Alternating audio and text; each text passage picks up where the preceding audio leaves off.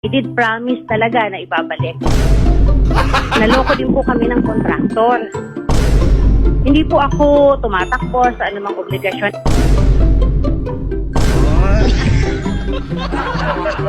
Nagkaroon ako ng anak na nagkasakit. Awak mo, ambit. Awak ganun. Awak mo. Oo. Pasukin mo na. Naghintay ako. Wala pa. Hello, Zombie. Magandang hapon sa'yo. Magandang hapon. Kamusta ka na? Okay, medyo okay pa rin. Medyo okay na. Parang masaya pa rin si Zombie kahit na parang nabiktima nga siya. Yung sombrero ko, kumaliwa na. Okay. Yan. Anyway, sige, Zombie, ikwento mo sa amin, ha? Parang meron ka bang dapat uupahan Tama. na property? Saan ito? Sa, anong tawag dyan? Cavite. So may kausap ka na, yung may-ari ng property. Mismo. Ano to, isang buong bahay or unit lang? Ano lang, buong bahay po. Malaki, ha? Yes po. Etong kinukuha po ninyo. So nakausap po ninyo yung may-ari. Yes po. Kamusta naman yung pag-uusap po ninyo? Okay lang, kumain pa ako sa bahay niya eh. Oo, binigyan niya ng pagkain. Kain pa ako dyan. Okay, hospitable naman. Sa sila. una. Okay, sa una. Parang alam ko na saan tayo patungo dito. Ayan. Binanggit mo na sa kanila, balak po ninyong upahan yung bahay nila. Gaano katagal? Siguro, yung sa kontrakta siguro, isang taon. Pero binigyan ko siya ng good for 5 months. For ng 5 pera. months. Na renta? Yes Binigyan po. mo na? Yes po. Kasi iniingi niya dati ay 11 months. So sabi ko, okay ma'am, 5 months muna tayo. Ganon. Okay, so edi dapat titira ka na lang. Yan. Okay. Diretsyo. Ano nangyari? Hindi natuloy. Kasi una-una, anong tawag dyan? Sabi ko, ma'am, sige, lilipat na kami. Ready na ako sa truck. Ready na ako sa mga iba't ibang gamit. Lahat ng gamit ko sa QC. Lahat. Ready na kami malipat. Tapos, ma'am, pakuha ko ng moving permits para lipat kami. Walang sagot. Ang daming kwento. Yung isa, sabi niya daw, yung doktor, meron siyang sakit sa ulo. Tapos minsan, sasabihin niya, yung anak niya nasa ospital. Hintay mo ko, 2 linggo, 1 linggo. Ang daming kwento. May mga excuses na. Ang dami. Tapos sabi niya, may aksidente, disgrasya daw yung pinsan ko sa Bulacan. Iba't ibang kwento. Ang dami nang na-hospital, ha? Ang dami, puro ospital. Bakit Ito. ospital lang? So lahat ng plano ko, na-cancel ko, lahat. Tapos, sinachat ko siya, ma'am, ayaw ko na maupa doon. Balikan mo yung pera ko. Ayaw niya, wala siyang sagot. Dead ma sa akin lagi, walang reply. Zombie, kailan ka dapat pumasok sa property? Diyan. So, dapat, pasok ako noong December 28. Ang tagal na pala. Oh, December So, 28. December 28, ngayon ay March 24 na, wala pa rin. Wala pa rin. Pati pera ko, wala pa. So, ayaw. Ayaw, wala. Okay, have you tried to contact itong landowner? Oh, pag kinausap ko siya, laging dead ma. Pag tawag ako ng tawag, pag nag-reply, konti lang. Sabi, eto, nasa hospital ako. Oy, wait lang, sige, update kita next week. Ganon, dead ma lagi. Parang excuse, ang daming dahilan. Parang, sir, umikot pa ako, iba't ibang police station, barangay, nagmaneho pa ako sa Skyway. Abang nagmaneho ako, medyo antok na ako yun eh. Ganito yung ulo ko. Muntik na ako disgrasya sa sa Skyway. Muntik na kasi Okay. kasi pabalik ako ng balik na Cavite. Galing akong QC eh. QC sa Commonwealth. Ang layo ng biyaya ko. Tapos ngayon wala pa rin pera ko. Right now, Zombie, gusto mo pa rin ba na magstay doon sa property na yon or gusto mo na lang i-cancel? Pass. Ayaw na. Ayaw ko na. So, ang gusto mo na lang ngayon, kaya lumapit ka dito kay Senator, you want your money back. Boom, boom, boom. Tapos, kung pwede ba tayo idagdag? Kasi, laki ng gastos sa gasoline, laki ng lahat ng stress, lahat. So, kung pwede ko idagdag yan, gusto ko pa. Oh, by the way, meron ba kayong written contract? Yung contract, binigay ko sa kanya pangalan ko, ID ko, tapos pinapadala niya sa akin sa bahay, sa QC. Pumirma kami lahat. Tapos pinapadala ko sa kanya para pumirma siya, tapos hindi niya binalik. In short, yung signed nasa kanya. Nasa kanya. Pero do you have a copy nung kahit Mer- yung unsigned na rental agreement ninyo? Nasa email ko. Pero ano? Ngayon na, di ba nanonood ka? Nasaan ka ba? Ito yung camera ko. Ngayon na, send mo na. Huwag kang ano dyan. Ito na. Yan, naghihintay ako. Alam ba niya yung account details mo? Marami beses ako. Sige, send ko ulit ngayon. Send ko ulit. Yan, i-resend mo para masenda Ngayon. niya nga ngayon. Oo. Kaya nga, Zombie, gusto lang naman ninyo na hindi na umabot sa punto na magkasuhan pa kayo. Just return the money. Yun na lang. And you will Yun be lang. happy. Sasayaw pa ako dyan. Naghihintay ako sa iyo. Alam mo, madam, i-send nyo na po yung Ngayon na, pera kasi- ngayon. Mapapasayaw natin to si Yan! Zombie kung Pagpasok masend yan, mo sayaw ngayon. ako dyan. What's the easiest way to start investing?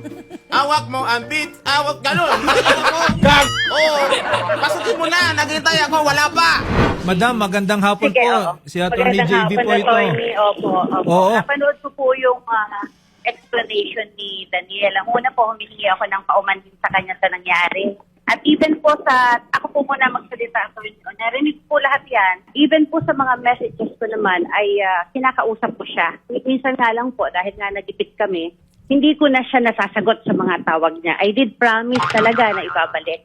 Hindi po ako tumatakbo sa anumang obligasyon. Ang nangyari po, pumunta sila sa amin, naghahanap ng for rent na bahay. So, nung time na yun, for rent naman po yung bahay. Pero lilipat po kasi kami ng bahay sa ibang lugar. Hindi po natapos ng contractor kasi naloko din po kami ng contractor. Hindi po niya naayos sa time. So, humanap po kami ng bagong contractor. Natapos po yung bahay ng siguro January na. And to be honest, ano naman siya, nakikiusap ako sa kanya, okay naman. Ito po hindi intentional, katulad ng kontratang sinasabi niya na hindi intentional na ibigay. Hindi po. Kaya po hindi na ibigay dahil hindi pa naman siya mag-move in noong time na yon. Dahil hindi pa po tapos yung unit. Okay. Kaya attorney, ang sabi ko sa kanya, January, so nagkaroon na po ng sakit, nagkaroon ako ng anak na nagkasakit, kung ano ang nangyari problema. Kaya sabi ko, pakihintay lang at ibabalik.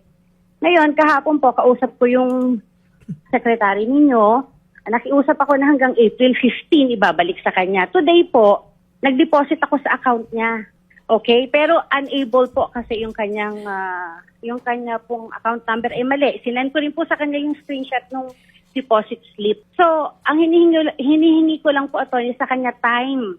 Hindi po ako yung katulad ng iba na hindi nag-oobliga. Marami na po siyang threat na sinabi sa akin. Dadalhin niyo sa authorities. Wala siyang pakialam kung masakit ang anak ko. Wala, naintindihan ko po lahat yon dahil ako po ang may kasalanan. Yung mga nangyari po kasi, no, number one, yung sinabi ninyo na naloko rin kayo nung contractor ninyo kaya nagkanda problema na, meron ding nagkasakit. Ma'am, ganito po, okay? Yung pera po na natanggap po ninyo will serve a purpose, no? That is payment for the rent. No? Yan yung renta, no? At given na wala pong gamit na property itong si Zombie, then that money did not serve its purpose. In short, wala po tayong right or karapatan over that money. In short, kailangan po siyang ibalik. Now, nabanggit po ninyo kanina na pinapakiusapan po ninyo si Zombie at you need some time para mabayaran itong amount po na ito. But at the end of the day, alam po natin, yun po ay pakiusap lamang. In short, na kay Zombie po, no, ang desisyon kung siya ba ay papayag doon sa pakiusap ninyo at kung hanggang kailan niya matitiis. Zombie, sabi niya kanina meron na raw siyang na-deposit sa'yo. Yung dineposit sa akin, 24,500. Tapos, hindi siya pumasok. Red. Naka-red yan. Unable to send daw. Oh, sabi niya, mali yung account ko. Wala. Tama yung account ko. So in short, there was an attempt pero walang natatransfer. Ngayon, habang umupo ako sa labas. Ngayon lang. Meron na. Oh, ngayon. Magkano? 24,000 lang. Sapat na ba yon? Wala pang pumasok yan. Kalahati ba yon nung... Hindi. Alam mo yung pera ko dyan, laki. Okay. So in short, yung 24,000, katitim lang nung hinihingi ninyo. Yung mga pabalik ko sa Skyway, sa gas, yan na Kulang yun. pa. Yan, kulang pa. Ma'am Luningning, fully settle nyo na yung amount Yes due po, to Zombie? isi-settle ko po, opo. Okay. Isi-settle ko. Kahit naman po hindi siya dumating dyan, nasa akin naman pong isip na isettle. Time lang po ang kailangan ko. Ganon din. Puro time mula December 28, January, February, March. So, bakit nandito ako? Kasi wala ng time. Ubus na ang time. Bigay mo sa akin ngayon, March 24, bago mag 4 p.m. Punta ka na sa bangko. Yan ang gusto ko. Bigay mo sa akin. Ma'am, may tanong po ako. Nakuha ka ng pera sa akin, pero yung bahay niya, pinapaupahan mo sa ibang tao. May ibang tao na dyan ngayon. Ibang tao. Bakit ganon? Bakit ka ganon sa akin? Attorney, ganito ang nangyari. Mali naman, shortcut naman eh. Nang nag-refuse ka, ang sabi mo ayaw mo na, January yon. Nagkaroon lang po ng tao February 22. Okay. Yun po ang nangyari. Hindi po pwedeng may overlapping. Wala pong Okay. tao nung time na yun. Alright. Hindi, pero, Kaya lang po talaga. Ma'am Luningning, Yes no? po. Just shed some light for us, ha? Di po ba, nung meron kayong bagong nagrenta dyan sa property na yan, di hiningan din Attorney, ninyo nung mga 5 months opo. advance? Hindi Opo, ba hindi lang po, yun hindi yung naman ibigay natin ganon, kay kasi Zombie? Filipino po. Hindi, kasi po, meron pong mga aberyang nangyayari sa aming pamilya. Hindi ko na po sasabihin. Ganito na lang po, attorney, para hindi na rin humaba. Nahiya din ako sa inyo. Yun lang po ang pwede kong ibigay. Wala, kahit naman po ngayon, sabihin niya sa akin, bigyan niya ako ng oras, wala naman po akong ibibigay ng 4 p.m. Kaya yan po ang laman ng account ko. Yan lang po, hiniram ko pa lang din po yan. Okay. At hindi po niya obligasyon yan, attorney. Pero kahit saan naman po tayo makarating, siyempre meron naman pong time. Nakikiusap ako sa kanya na hanggang April 15. Wala naman po akong ibang pwedeng ipakiusap sa kanya. May right siya para manakot. Tinitreat mo ko ng kung ano-ano tungkol sa authorities. Andito na tayo sa on-air ha? Okay. Zombie. Without Filipinos, wala ka rin namang vlog. So sana hindi ganito yung pakikiptungo mo sa kapwa. Nakiusap ako, ang sabi mo wala kang problema kung may sakit ang anak ko. Hindi mo problema yon, nagdadrama ako. Tsaka yung mga date mo. Yung mga sinasabi po ni Zombie na allegedly magsusumbong na siya or he will bring this to the authorities, meron na pong desisyon ng ating Korte Suprema na the threat to bring a legal matter to the authorities is not an actionable threat. In short, kung ang tao na naagrabyado nagsabi sa inyo na sige, kung hindi mo pa rin ibabalik yung pera ko, pupunta na ako sa korte or magsusumbong ako sa pulis, karapatan po yun. Bakit? Kasi yun po yung dapat, yun yung proseso So hindi po pwedeng sabihin na those are illegal threats. Kung nagrabyado po kayo doon sa those kinds of threats, siguro po, i-consequence na lang po yun nung nagawa po. No? Pero we are past that. No? We are past that. No? Nandito po tayo, Ma'am Luningning and Zombie, to come up with a solution. Marami na yan Wala na akong tiwala dun. Ganito, Zombie, no? If we give her until April 15 to settle yung amount po na iyon, and come April 15 hindi pa rin na settle, then we will bring this to court. No? Yun na lang yung recourse natin. Okay lang sa akin. Lieutenant, magandang hapon po sa inyo. Sir, siguro ang hilingin na lang po namin sa inyo, tulong-tulong na lang po tayo, Lieutenant, para sa pag-monitor po ng payment. Sana by April 15 bayad na po ito. Yes sir, na-monitor naman namin. There's a proper demand, so wala tayong dapat isipin just in case na ipapile natin estafa or collection of some of money at the CCD, depende sa magiging elemento ng krimen kung just in case property Yes. complainant natin. Okay. Banggit ni Lieutenant yung crime of estafa, no? And I think that is relevant dun sa conversation. Bakit, no? Kasi in the crime of estafa under 315 po ng revised penal code natin, kung ang isang tao ay nakatanggap ng isang amount, money, okay?